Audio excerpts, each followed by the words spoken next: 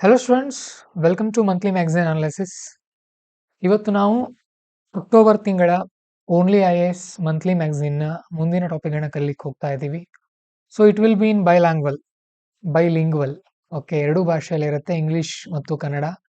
So even English students can understand it. Kannada ಮಾಧ್ಯಮ ವಿದ್ಯಾರ್ಥಿಗಳು ಕೂಡ ಇದನ್ನು ಅರ್ಥ ಮಾಡ್ಕೊಳ್ತೀರಿ. Let's begin.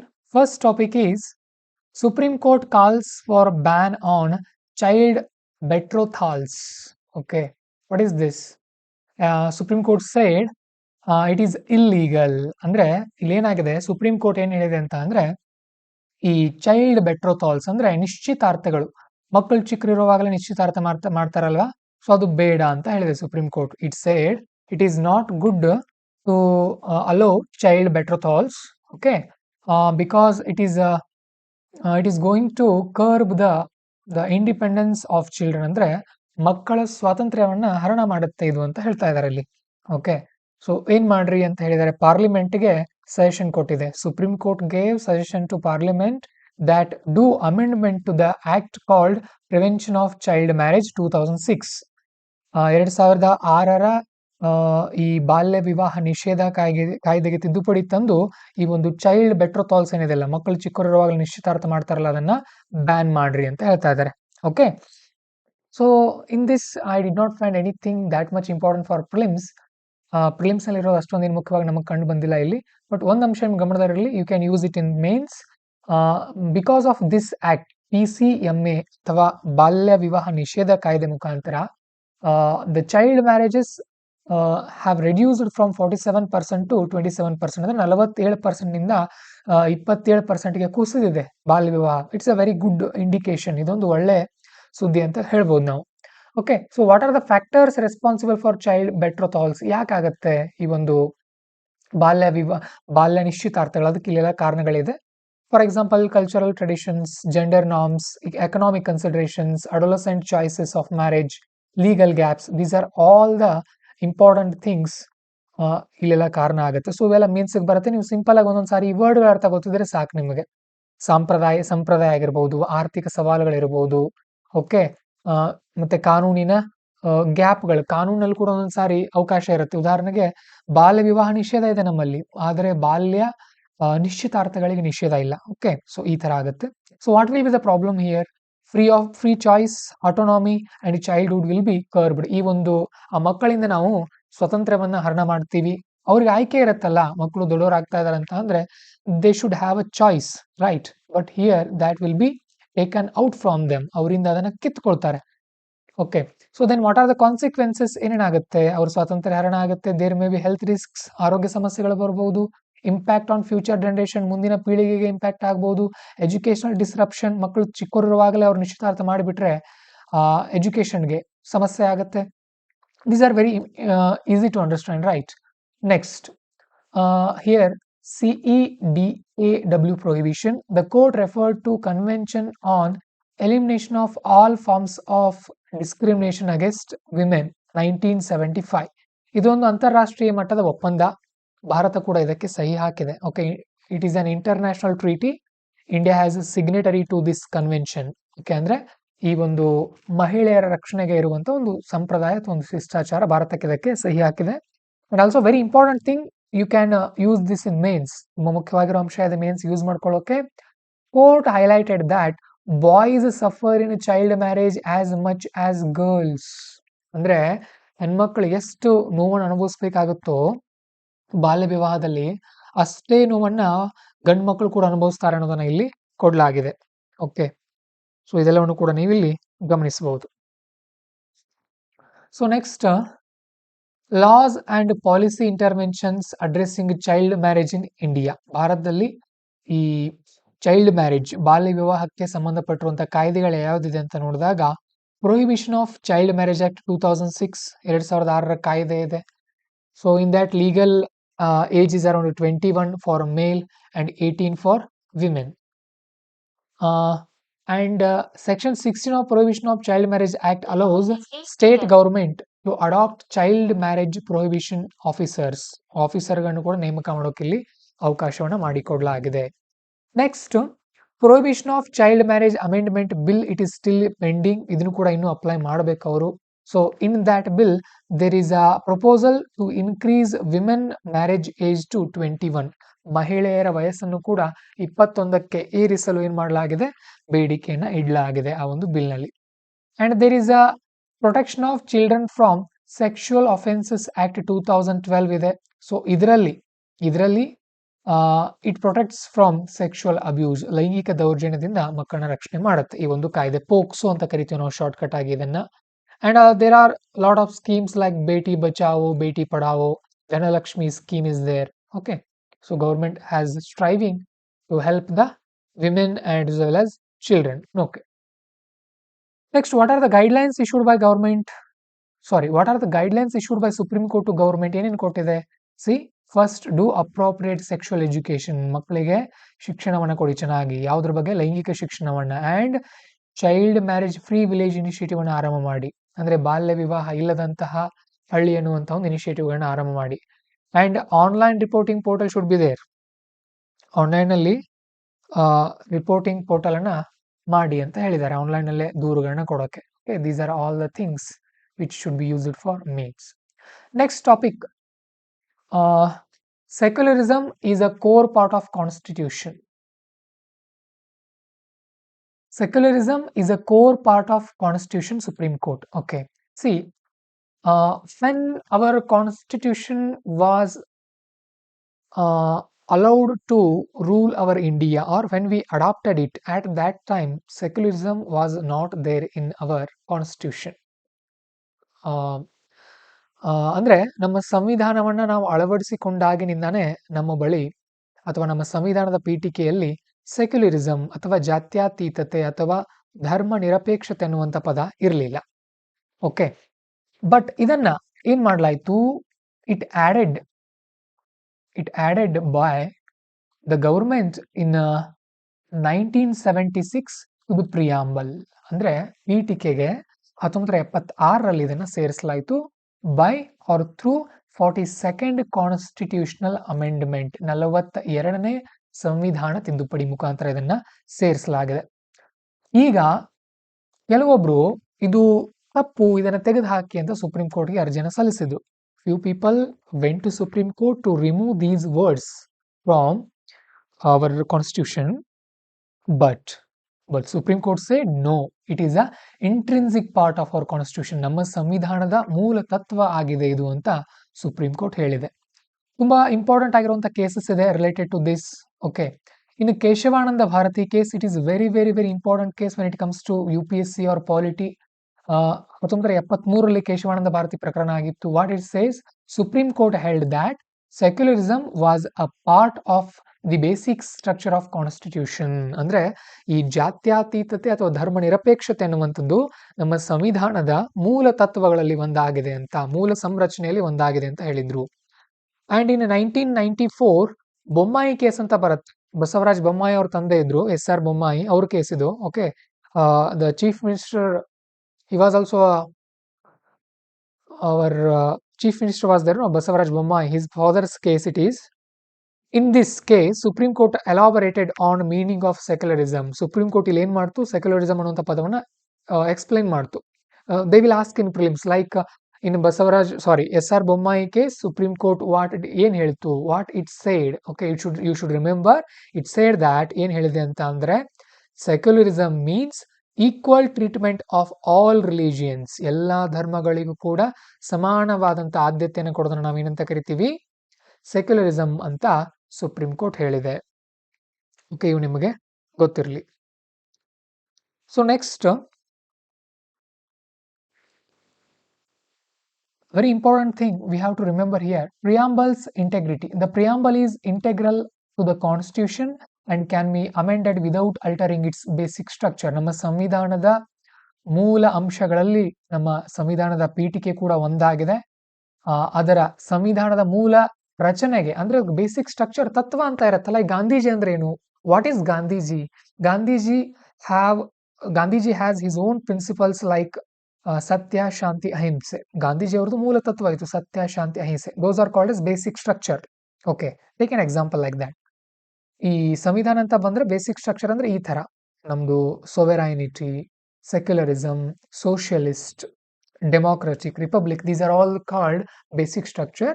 V can amend our preamble, ನಾವು ನಮ್ಮ ಸಂವಿಧಾನದ ಪೀಠಿಕೆಯನ್ನು ತಿದ್ದುಪಡಿ ಮಾಡಬಹುದು, ಬಟ್ ಬೇಸಿಕ್ ಸ್ಟ್ರಕ್ಚರ್ಗೆ ಅಲ್ಲಿ ಹಾನಿ ಆಗಬಾರ್ದು. Okay, next critic of the 42nd amendment. This 42nd amendment took place when Indira Gandhi was our prime minister.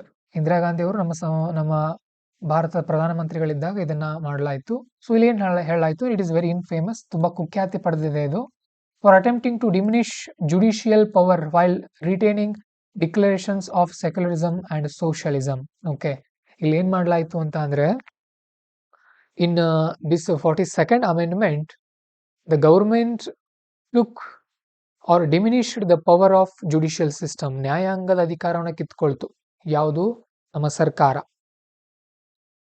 So ನ್ಯಾಯಾಂಗದ ಅಧಿಕಾರವನ್ನು ಕಿತ್ಕೊಳ್ತು, ಆದ್ರೆ ಸೆಕ್ಯುಲರಿಸಮ್, ಸೋಷಿಯಲಿಸ್ಟ್ ಅನ್ನುವಂತಹ ಪದಗಳನ್ನ ಸೇರಿಸ್ತು.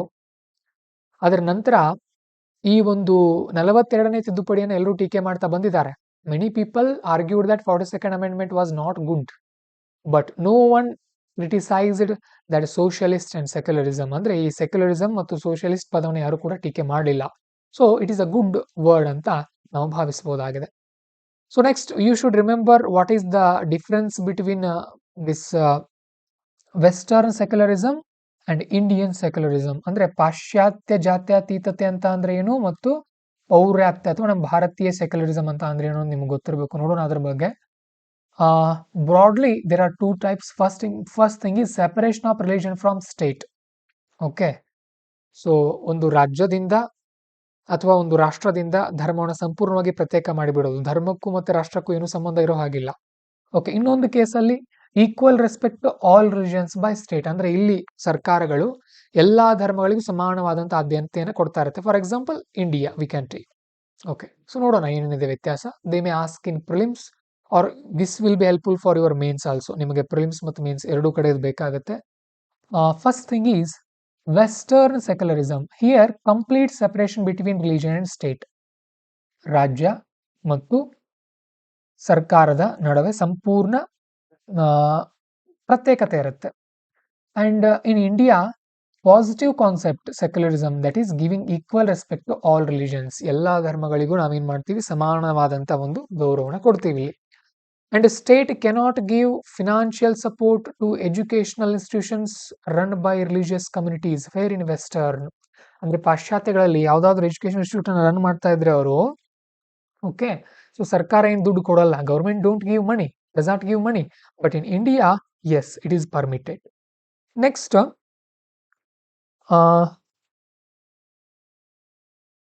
mutual exclusion of state and religion, that is non-interference in affairs of each other. Andre what happens here, if anything wrong with respect to religion, government won't enter. And if there is any issues in government, the religious top people won't enter. That is in western culture. Andre ವಿದೇಶದಲ್ಲಿ ಏನಿದೆ, ಸರ್ಕಾರದಲ್ಲಿ ಏನಾದರೂ ಸಮಸ್ಯೆ ಆದರೆ ಧಾರ್ಮಿಕ ವ್ಯಕ್ತಿಗಳು ಮಾತಾಡಲ್ಲ, ಧರ್ಮಗಳಲ್ಲಿ ಏನಾದರೂ ಸಮಸ್ಯೆ ಬಂದ್ರೆ ಸರ್ಕಾರ ಮಾತಾಡಲ್ಲ. But when it comes to India, here we have principled distance of state from religion. That is, a state can interfere or engage with religion. ರಾಜ್ಯ ಅಥವಾ ರಾಷ್ಟ್ರ ಭಾಗವಹಿಸುತ್ತೆ. ಇಲ್ಲಿ ಸ್ಟೇಟ್ ಅಂದ್ರೆ ರಾಷ್ಟ್ರ ಅಂತ ಅರ್ಥ. ಓಕೆ, ನೀವು ನೋಡಬಹುದು, for example some Hindu temples are under government rule, right? And government give funds to many religious institutions. Okay, ಸರ್ಕಾರ ಏನ್ ಮಾಡುತ್ತೆ, ಸಾಕಷ್ಟು ಧಾರ್ಮಿಕ ಶಾಲೆಗಳಿಗೆ ದುಡ್ಡು ಕೊಡುತ್ತೆ, ಫಂಡ್ ಕೊಡುತ್ತೆ. ಹಾಗೇನೆ ಎಷ್ಟೋ ಹಿಂದೂ ಧರ್ಮದ ದೇವಾಲಯಗಳು ಸರ್ಕಾರದ ಅಡಿಯಲ್ಲಿ ಇದೆ ಭಾರತದಲ್ಲಿ, ಹೌದಲ್ವಾ? ಸೊ ಈ ತರ ಬರುತ್ತೆ. So next, no public policy can solely be based on religion, as religion is completely a private matter with respect to western culture. ಅಲ್ಲಿ ಏನಿದೆ ಅಂತ ಅಂದ್ರೆ ರಿಲಿಜಿಯನ್ ಅನ್ನೋದವ್ರದ್ದು ಪ್ರೈವೇಟ್ ಮ್ಯಾಟರ್ ಆಗುತ್ತೆ. So no public policy can solely based on religion. Public policy ಏನಿರಲ್ಲ ಅಲ್ಲಿ ಧರ್ಮದ ಆಧಾರದಲ್ಲಿ ಇರೋದಿಲ್ಲ.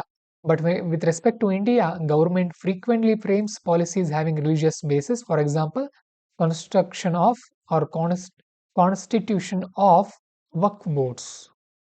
ವಕ್ಫ್ ಬೋರ್ಡ್ಗಳನ್ನ ಏನ್ ಮಾಡಿದಾರಲ್ಲ, ಸೊ ಈ ತರ ಇಲ್ಲಿ ಮಾಡಬಹುದು. Remember this. Sometimes it looks like a positive discrimination also, ಹೌದಲ್ವಾ? ಟೀಕೆ ಮಾಡ್ತಾರೆ ಅದನ್ನ. ಯಾಕಂತ ಅಂದ್ರೆ ದೇರ್ ಇಸ್ ಆಂಬಿಗ್ವಸ್ ಡೆಫಿನೇಷನ್, ಅಂದ್ರೆ ಯಾವ್ದು ಮಾಡಬೇಕು ಯಾವ್ದನ್ನ ಮಾಡಬಾರ್ದು.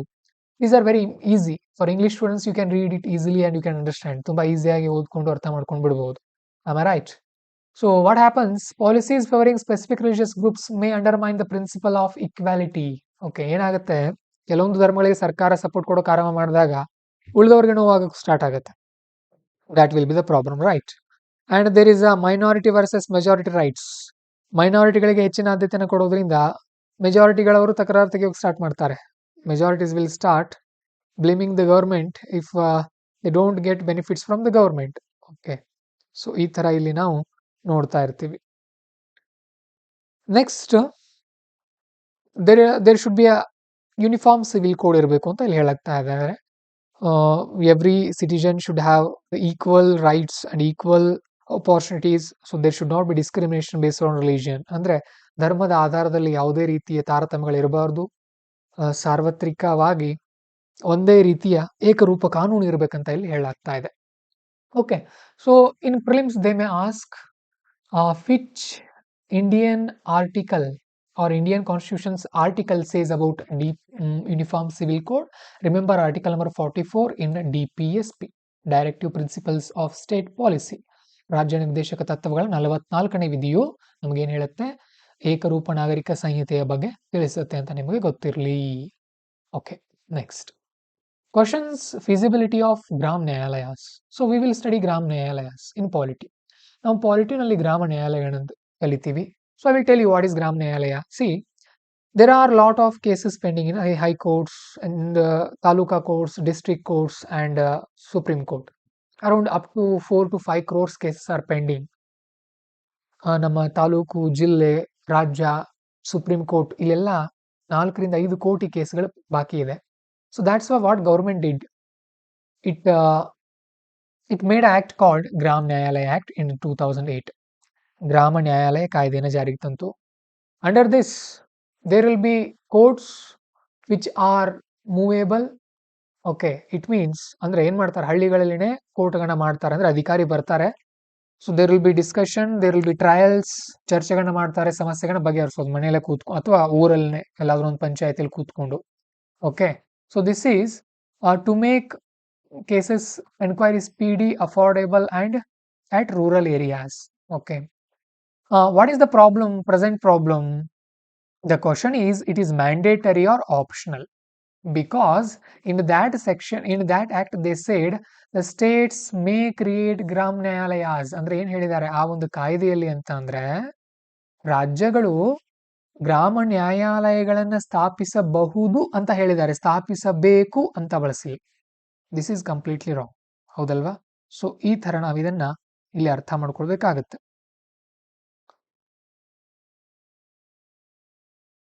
ಇನ್ನು we should study about Gram Nyayalayas, ತುಂಬಾ ಮುಖ್ಯ ಆಗುತ್ತೆ. So very important thing, Gram Nyayalayas are not in Nagaland, Arunachal Pradesh and Sikkim. ನೆನ್ಪಿಟ್ಕೊಳ್ಳಿ, ಇದನ್ನ ಪ್ರಿಲಿಮ್ಸ್ ಅಲ್ಲಿ ಕೇಳ್ತಾರೆ. They will ask what they will ask. They will say that Gram Nyayalayas Act will be applicable to whole India. No, whole is an extreme word. Okay, whole ಅನ್ನೋದು ತುಂಬಾ extreme word ಆಗುತ್ತೆ, ಇಡೀ ದೇಶಕ್ಕೆ apply ಆಗಲ್ಲ ಅದು. ಉದಾಹರಣೆಗೆ ನಾಗಾಲ್ಯಾಂಡ್, ಅರುಣಾಚಲ್ ಪ್ರದೇಶ ಮತ್ತು ಸಿಕ್ಕಿಂನಲ್ಲಿ ನಮಗೆ ಏನು ಗ್ರಾಮ ನ್ಯಾಯಾಲಯಗಳು ಕಂಡು ಬರೋದಿಲ್ಲ. ಅಂಡ್ ರಿಮೆಂಬರ್, ಗ್ರಾಮ ನ್ಯಾಯಾಲಯಾಸ್ ಶಾಲ್ ಬಿ ಮೊಬೈಲ್ ಕೋರ್ಟ್. ಒಂದ್ ಕಡೆಯಿಂದ ಮತ್ತೊಂದ್ ಕಡೆಗೆ ಚಲಿಸ್ತಾ ಇರುತ್ತೆ. ಅಂದ್ರೆ ಒಂದ್ ಹಳ್ಳಿಲಿ ಮುಗಿಸ್ಕೊಂಡು ಮುಂದಿನ ಹಳ್ಳಿಗೆ ಹೋಗ್ತಾ ಇರ್ತಾರೆ ಅಧಿಕಾರಿಗಳು. Like that. The officers will move from one village to other village to solve the issues, and they have the powers of both criminal and civil courts. Remember this very important point for prelims. ಇಲ್ಲಿ criminal ಮತ್ತೆ civil ಎರಡೂ ಪ್ರಕರಣಗಳನ್ನ ಬಗೆಹರಿಸಲಾಗುತ್ತೆ. And remember, appeal ಎಲ್ಲಿ ಹೋಗ್ಬೇಕು? Appeal for appeal, if you are facing any issues you have to go for session court. ಜಿಲ್ಲೆಯ ನ್ಯಾಯಾಲಯಕ್ಕೆ ಹೋಗ್ಬೇಕು, ಸೆಷನ್ ನ್ಯಾಯಾಲಯಕ್ಕೆ. ಅಂದ್ರೆ ಇಲ್ಲಿ ನಿಮ್ಗೆ ಉದಾಹರಣೆಗೆ, see consider it is your village, there is a Gram Nyayalaya, you discussed, you not felt happy with the decision, so then you have to move to session court, district session court. And for civil case you have to go for district court. District court only 2 types. Okay, there are 2 types, one is session court, another one is district court. So in district court there will be civil cases, in session court there will be criminal cases. ಜಿಲ್ಲಾ ನ್ಯಾಯಾಲಯಗಳಲ್ಲಿ ಎರಡು ವಿಧ. ಒಂದು session court ಅಂತ ಕರೀತಾರೆ. Session court ಅಂದ್ರೆ ಅಲ್ಲಿ criminal ಪ್ರಕರಣಗಳ ವಿಚಾರ ನಡೆಯುತ್ತೆ. Okay, so next very important thing, remember features of ಗ್ರಾಮ ನ್ಯಾಯಾಲಯ. ದ jurisdiction and notification ಅಂತ ನೋಡಿದಾಗ state governments in consultation with high court notify and can ಅಲ್ಟರ್ jurisdictional boundaries of ಗ್ರಾಮ ನ್ಯಾಯಾಲಯ. ಓಕೆ, ಸ್ಟೇಟ್ ಗವರ್ಮೆಂಟ್ಗಳು ಏನ್ ಮಾಡುತ್ತೆ, ಹೈಕೋರ್ಟ್ ನ ಜೊತೆ ಡಿಸ್ಕಸ್ ಮಾಡಿಕೊಂಡು jurisdiction ಅನ್ನ ಎಲ್ಲಿವರೆಗೂ ನ್ಯಾಯಾಲಯಗಳಿಗೆ ಅಧಿಕಾರ ಇದೆ ಅಥವಾ ವ್ಯಾಪ್ತಿ ಎಷ್ಟು ಅಂತ ನಿರ್ಧಾರ ಮಾಡುತ್ತೆ. And they are mobile courts. Okay, and presiding officer will be ನ್ಯಾಯಾಧಿಕಾರಿ. His name will be ನ್ಯಾಯಾಧಿಕಾರಿ ಅಂತ ಕರೀತಾರೆ ಅವರನ್ನ. Remember appointed by state government, not by high court. Appointment ಯಾರು ಮಾಡ್ತಾರೆ, ಸ್ಟೇಟ್ ಗವರ್ಮೆಂಟ್ ನವರು, in consultation with high court. High court ಜೊತೆ discuss ಮಾಡಿ ಮಾಡ್ತಾರೆ. Remember this. And who he's, ಯಾರಿರ್ಬೇಕು ಅವರು, he should qualify as a judicial magistration of first class court. Okay, judicial magistrate ಆಗುವಂತ ಒಂದು ಹುದ್ದೆ, ಒಂದು ಸಾಮರ್ಥ್ಯವನ್ನು ಅವರು ಪಡೆದಿರಬೇಕು. Remember this. And there will be conciliation focus, ಜಾಸ್ತಿ ಒಪ್ಪಂದ ಮಾಡೋಕೆ ಟ್ರೈ ಮಾಡ್ತಾರೆ ಸುಮ್ಮನೆ. And very important thing, it is not bound by Indian evidence act. Okay, it follows principle of natural justice and relevant high court rules. ಅಂದ್ರೆ ಈ ಏನದು, ನಾವು ಎಲ್ಲ ಸಾಕ್ಷಿಗಳು ಬೇಕೇ ಅಂತ ಇಲ್ಲ, ಸಾಧ್ಯ ಆದಷ್ಟು ನ್ಯಾಯೋಚಿತವಾಗಿ ಪರಿಹಾರ ಕೊಡೋಕೆ ಟ್ರೈ ಮಾಡ್ತಾರೆ ಅವರು. ಕಡ್ಡಾಯವಾಗಿ ಎಲ್ಲಾ ಸಾಕ್ಷಿಗಳು ಬೇಕೇ ಬೇಕು ಅಂತ ಅಲ್ಲಿ ಏನೂ ಇಲ್ಲ, ನೆನ್ಪಿಟ್ಕೊಳ್ಳಿ. ಓಕೆ, ಸೊ ಕರ್ನಾಟಕ ಬಗ್ಗೆ ಒಂದು ಎಕ್ಸಾಂಪಲ್ ಇದೆ ಇಲ್ಲಿ. ಓನ್ಲಿ 116 ಕೇಸ್ಗಳನ್ನ ಇಲ್ಲಿ ಮೇಂಟೈನ್ ಮಾಡಲಾಗಿದೆ, ತುಂಬಾ ಕಡಿಮೆ ಆಯಿತು. Very less number of cases are handling by these Gram Nyayalayas. It means they are not working properly, ಚೆನ್ನಾಗಿ ಕೆಲಸ ಆಗ್ತಾ ಇಲ್ಲ ಅಂತ ಹೇಳ್ತಾ ಇದ್ದಾರೆ. Next, supreme court upholds constitutional validity of section 6A of citizenship act. Very important thing, ತುಂಬಾ news ಅಲ್ಲಿ ಇತ್ತಿದು. ಏನು, what is this, I will tell you. See, ಏನ್ ಹೇಳ್ತಾರೆ ಇಲ್ಲಿ. The Supreme Court has upheld the constitutional validity of Section 6A of Citizenship Act 1955 by 4:1 majority. Okay, ಅಂದ್ರೆ Citizenship Act 1955 ಅಂತ ಒಂದು ಆಕ್ಟ್ ಇದೆ. ಅದರಲ್ಲಿ ಸೆಕ್ಷನ್ 6A ಅನ್ನುವಂಥದ್ದು ಒಂದಿದೆ, ಅದನ್ನ ಅಪ್ಹೆಲ್ಡ್ ಮಾಡಿದೆ, ಅಂದ್ರೆ ಎತ್ತಿ ಹಿಡಿದಿದೆ ಸುಪ್ರೀಂ ಕೋರ್ಟ್. ಯಾಕೆ ಎತ್ತಿ ಹಿಡಿದಿದೆ, what was in news, what is this section A. C, remember, ಎಲ್ಲ ಗಮನ ಇಟ್ಕೊಂಡು ನೋಡೋಣ ಇದನ್ನ. Very important thing. In 1985, in order to give effect to Assam Accord. Assam Accord is a treaty between government and Assam people. Section 6A was introduced in the Citizenship Act 1955. Section 6A add ಮಾಡಲಾಯಿತು. Section 6A provides the framework to recognize migrants in Assam as Indian citizens or to expel them based on date of their migration. I will tell you, listen carefully. See, when India created, at the same time Pakistan also originated. ಯಾವಾಗ ಭಾರತ ರಚನೆ ಆಯಿತು ಅವಾಗ ಪಾಕಿಸ್ತಾನ ಕೂಡ ಆಯಿತು. This we used to call as West Pakistan and this is called as East Pakistan. In 1971, there was a war between East Pakistan and West Pakistan. At that time, many people from Bangladesh entered India. Most importantly, they entered Assam. ಬಹಳಷ್ಟು ಜನ ಆ ಟೈಮಲ್ಲಿ ಅಸ್ಸಾಂಗೆ ಬರ್ತಾರೆ. So then people started agitation. ಏನ್ ಮಾಡಿದ್ರು, ಅಸ್ಸಾಂನವರು ಹೋರಾಟ ಮಾಡೋಕೆ ಸ್ಟಾರ್ಟ್ ಮಾಡಿದ್ರು. Why these people are entering our areas, ನಮ್ ಜಾಗಕ್ಕೆ ಯಾಕೆ ಬರ್ತಾ ಇದಾರೆ ಅವರು, ನಾವೆಲ್ಲಿ ಬಾಳೋಣ. Then what happened, government made citizenship act 6A section ಮಾಡ್ತು. ಏನ್ ಹೇಳ್ತಾ ಇದರಲ್ಲಿ, in this the provision fixes March 25, 1971 as cut-off date for granting citizenship to Bangladeshi migrants. What it says, ಏನ್ ಹೇಳುತ್ತೆ ಇದರ ಅಡಿಯಲ್ಲಿ, 1971 ಮಾರ್ಚ್ 25ಕ್ಕಿಂತ ಮೊದಲು ಭಾರತಕ್ಕೆ ನೀವು ಎಂಟ್ರಿ ಆಗಿದ್ರೆ ಬಾಂಗ್ಲಾದೇಶದಿಂದ, they will be given citizenship. ಅಂದ್ರೆ if you came from Bangladesh to India before 1971 March 25, you will be considered as Indian citizen. 1971 March 25ಕ್ಕಿಂತ ಮುಂಚೆ ನೀವು ಭಾರತಕ್ಕೆ ಬಂದಿದ್ದೀರಿ ಬಾಂಗ್ಲಾದೇಶದ ಅಂದ್ರೆ ನಿಮ್ಮನ್ನ ಭಾರತದ ನಾಗರಿಕ ಅಂತ ಕನ್ಸಿಡರ್ ಮಾಡ್ತೀವಿ ಅಂತ ಹೇಳಿದ್ರು. Okay, and all persons of Indian origin who entered state before January 1, 1966 have been ordinarily resident in Assam ever since shall be deemed to citizen of India. ಅಂದ್ರೆ 1966ಕ್ಕಿಂತ ಮುಂಚೆ ಯಾರು ಬಂದವರು ಅವರಂತೂ ಸಿಟಿಜನ್ ಇದ್ದೇ ಇದ್ರು. Okay, and after that registration requirements. See, if a person is entering India 1971 or in between 1966 to 1971 he should register. Okay, before that it means before 1996 there is no registration. 1966ಕ್ಕಿಂತ ಮುಂಚೆ ಬಂದಿದ್ರೆ registration ಅಗತ್ಯ ಇಲ್ಲ, but ಅದರ ನಂತರ ಬಂದ್ರೆ registration ಮಾಡ್ಕೊಳ್ಬೇಕಾಗಿತ್ತು. And if a person enters India after 1971 March 25 he won't be granted Indian citizenship. ಒಬ್ಬ ವ್ಯಕ್ತಿ 1971 ಮಾರ್ಚ್ 25 ನಂತರ ಭಾರತಕ್ಕೆ ಬರ್ತಾ ಇದ್ದಾನಂತ ಅಂದ್ರೆ ಅವನನ್ನ ಏನಂತ ಕನ್ಸಿಡರ್ ಮಾಡೋಕ್ಕಾಗಲ್ಲ, ಅವನನ್ನ ಇಂಡಿಯನ್ ಅಂತ ಕನ್ಸಿಡರ್ ಮಾಡೋಕ್ಕಾಗಲ್ಲ ಅಂತ ಹೇಳಲಾಗಿದೆ. ಸೊ ಇದರ ವಿರುದ್ಧ ಕೆಲವೊಬ್ಬರು ಪ್ರತಿಭಟನೆ ಮಾಡಿದ್ರು, but supreme court said no. Actually what it said this section is valid. It means ಏನು ಸೆಕ್ಷನ್ 6A valid ಅಂತ ಅಂದ್ರೆ if a person is entering before March 25, 1971 he will be considered Indian. Okay ಅಂತ ಹೇಳಿದೆ supreme court. Section 6A does not violate article 6(7) of constitution ಅಂತಾನು ಕೂಡ ಹೇಳಿದೆ. What article 6? Article 7 we will study it in polity. ಕಲಿತೀವಿ ನಾವು ಮುಂದೆ ಅದನ್ನ. ಸದ್ಯಕ್ಕೆ ಇಷ್ಟು ಗೊತ್ತಿರಲಿ. Are you understanding? ಅರ್ಥ ಆಗ್ತಾ ಇದ್ರೆ ಕಮೆಂಟ್ ಮಾಡಿ ಎಸ್ ಅಂತ. ನಿಮ್ಮ ಕಮೆಂಟ್ಗಳು ಚೆನ್ನಾಗಿ ಬರುತ್ತೆ ಅಷ್ಟು ನೀಟಾಗಿ ಮಾಡ್ಕೊಡ್ತೀವಿ ನಾವು. ನಿಮ್ಗೆ ಇಂಟ್ರೆಸ್ಟ್ ಇಲ್ಲ ಅಂದ್ರೆ ನಿಲ್ಲಿಸ್ತೀವಿ. Okay, you should take the initiative. Next, prison reforms in India. It is completely mains topic. ಏನೇನಾಗಿದೆ ಪ್ರಿಸನ್ ಬಗ್ಗೆ ಅಂತ ನೋಡ್ಕೊಳ್ಬೇಕು ನಾವಿಲ್ಲಿ. So article 14, 15, 17, 21, remember, read these all things. We will study in polity. That is more than enough. In India, the prisons are overcrowded. Okay, occupancy ತುಂಬಾ ಜಾಸ್ತಿ ಇದೆ ನಮ್ಮ ಭಾರತದಲ್ಲಿ, ಅದು ಕಡಿಮೆ ಆಗಬೇಕು. Okay, heavy occupancy is there.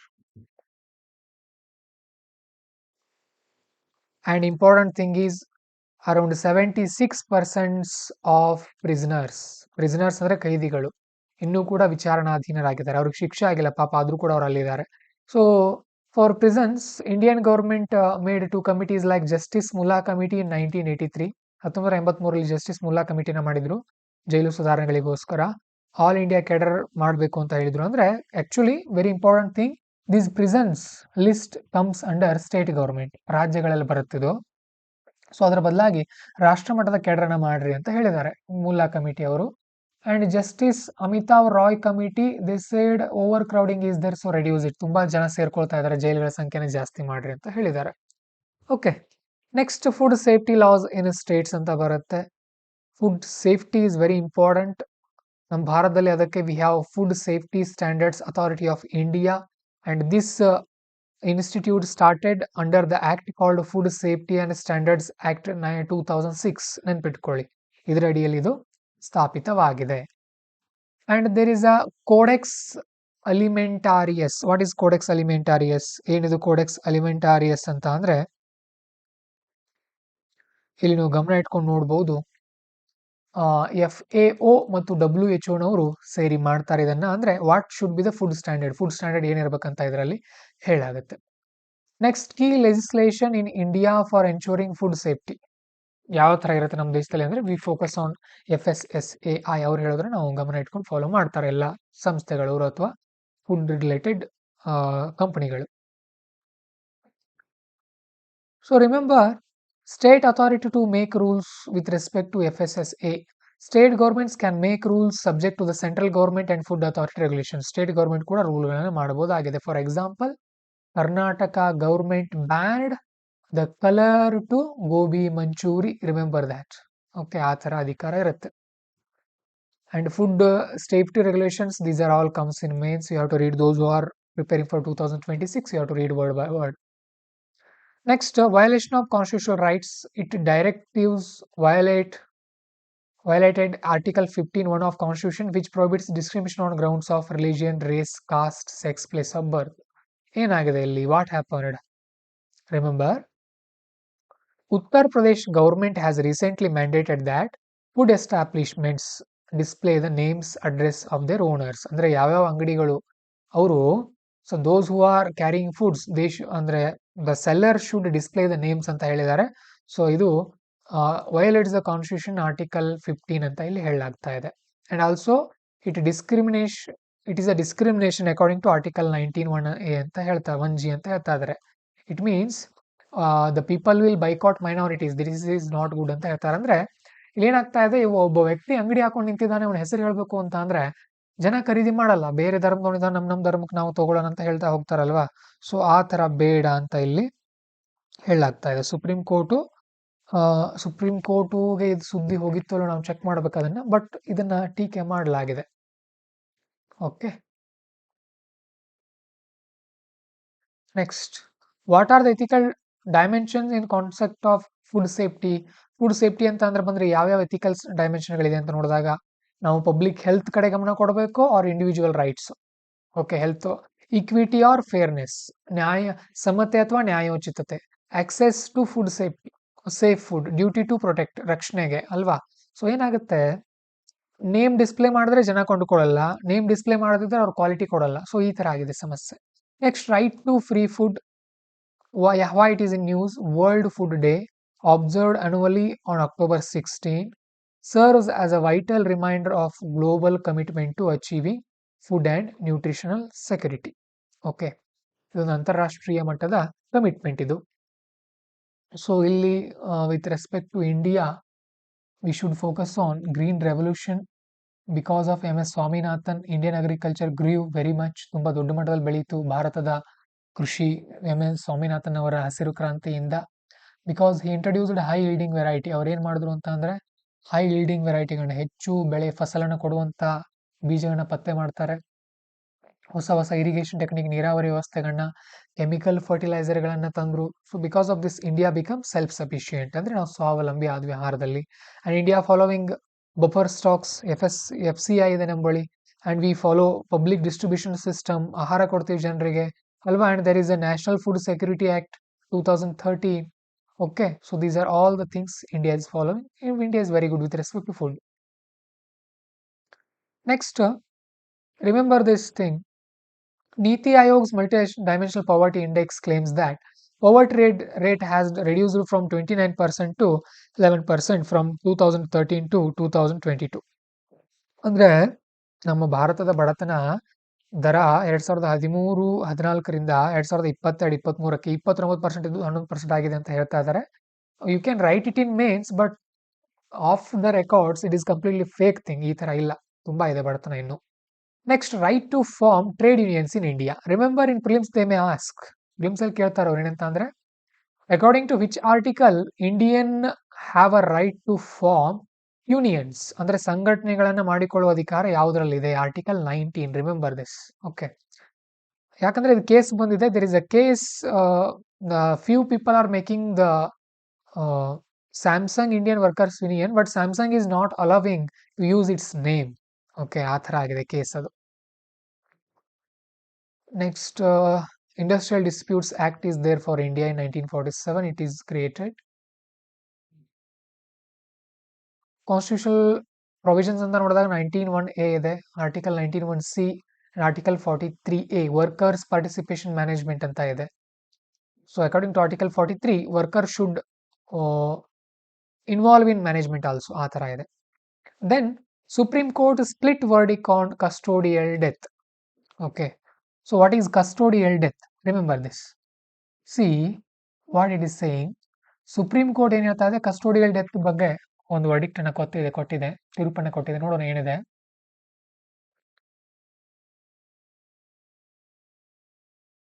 ಮೊದಲು ಏನಂತ ನೋಡ್ಕೊಳ್ಳೋಣ. What is custodial death? Death that takes place while a person is in custody and is either directly or indirectly related to significantly attributable to activities that were carried out while the person was in custody. It means, remember ನೋಡಿ, ಆ ವ್ಯಕ್ತಿ ಜೈಲಿನಲ್ಲಿದ್ದಾಗ, okay, on a police or even other vehicle, at private or medical facility or public space, ಎಲ್ಲೇ ಇದ್ದಾಗ ಆ ವ್ಯಕ್ತಿ ಸತ್ರೆ ಅದನ್ನ custodial death ಅಂತ ಕರಿತೀವಿ. ಅಂದ್ರೆ ಪೊಲೀಸ್ ಅವರನ್ನ ಅರೆಸ್ಟ್ ಮಾಡಿದಾಗ, if person is arrested by police, in between that case if person dies, that will be considered as custodial death. Custodial death doesn't only mean person should be in lockup. Lockup ನಲ್ಲಿ ಇದ್ರೆ ಮಾತ್ರ custodial death ಅಂತ ಕರಿತೀವಿ ಅಂತ ಏನಿಲ್ಲ. Okay, ಇವು ಗೊತ್ತಿರ್ಬೇಕು ನಿಮಗೆ. So what are the constitutional provisions related to custodial death or custody in India ಅಂತ ನೋಡಿದಾಗ, article 20, it grants protection against arbitrary and excessive punishment. ಸಿಕ್ಕ ಹಾಗೆ ಶಿಕ್ಷಣ ಕೊಡೋ ಹಾಗಿಲ್ಲ ಒಬ್ಬ ವ್ಯಕ್ತಿ ತಪ್ಪು ಮಾಡಿದಾನಂತ ಹೇಳಿ. Okay, and article 21 gives denied of his life or individual freedom. No individual should be denied. ಅಂದ್ರೆ ಇಂಡಿವಿಜುವಲ್ ಫ್ರೀಡಮ್ ನಿಂದ ಅವನನ್ನ ದೂರ ಮಾಡೋ ಹಾಗಿಲ್ಲ. ಡಿಗ್ನಿಟಿ ಆಫ್ ಲೈಫ್ ಇರುತ್ತೆ ಆರ್ಟಿಕಲ್ 21 ಪ್ರಕಾರ. And article 21 is very very important. 22 said against arrest, it guarantees protection against arrest and detention. ಅಂದ್ರೆ ಒಬ್ಬ ವ್ಯಕ್ತಿಯನ್ನ ಬಂಧನ ಮತ್ತು ಡಿಟೆನ್ಷನ್ ಮಾಡೋದ್ರಿಂದ ರಕ್ಷಿಸುತ್ತೆ ಅಂತ ಹೇಳ್ತಾ ಇದ್ದಾರೆ. ಅಂದ್ರೆ he should be informed on what grounds he arrested, ಯಾವ ಕಾರಣಕ್ಕಾಗಿ ಅವನ ಅರೆಸ್ಟ್ ಮಾಡಿದಾರೆ ಅಂತ ತಿಳಿಸಬೇಕು ಅಂತ ಹೇಳ್ತಾ ಇದ್ದಾರೆ.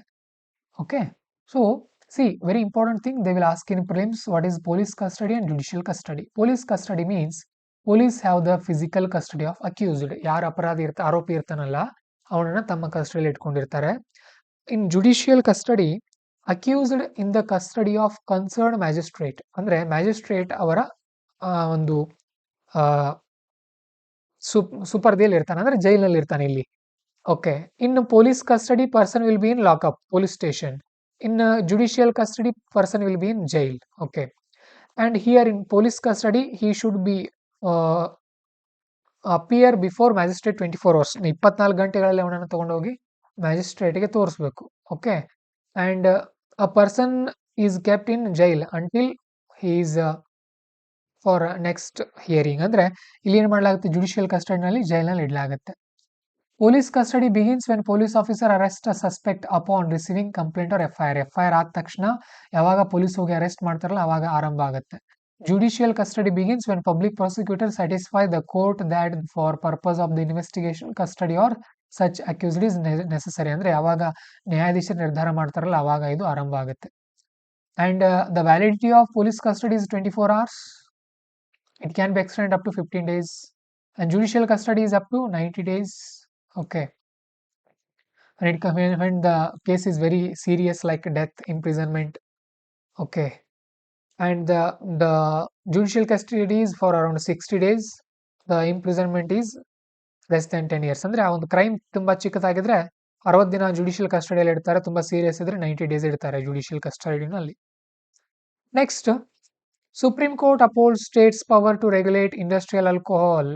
ಓಕೆ, ಅಂದ್ರೆ ಈ ಒಂದು ಇಂಡಸ್ಟ್ರಿಯಲ್ ಆಲ್ಕೋಹಾಲ್ ರೂಲ್ಸ್ ಅನ್ನ ಮಾಡುವಂತ ಅಧಿಕಾರ ಕೇಂದ್ರ ಸರ್ಕಾರ ನಮ್ಮ ಬಳಿ ಇದೆ ಅಂತ ಹೇಳ್ತಾ ಇತ್ತು. The central government side okay we will rule it, but supreme court side no, even state governments can rule it ಅಂತ ಹೇಳಿದೆ. ಅಷ್ಟು ನೆನಪಿಟ್ಕೊಳ್ಳಿ ಸಾಕು. That is more than enough.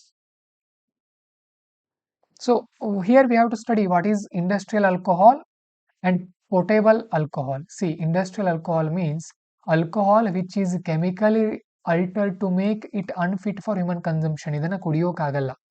Okay, it is referred as isopropyl alcohol. ಇದನ್ನ isopropyl alcohol ಅಂತ ಕೂಡ ಕರಿತೀವಿ.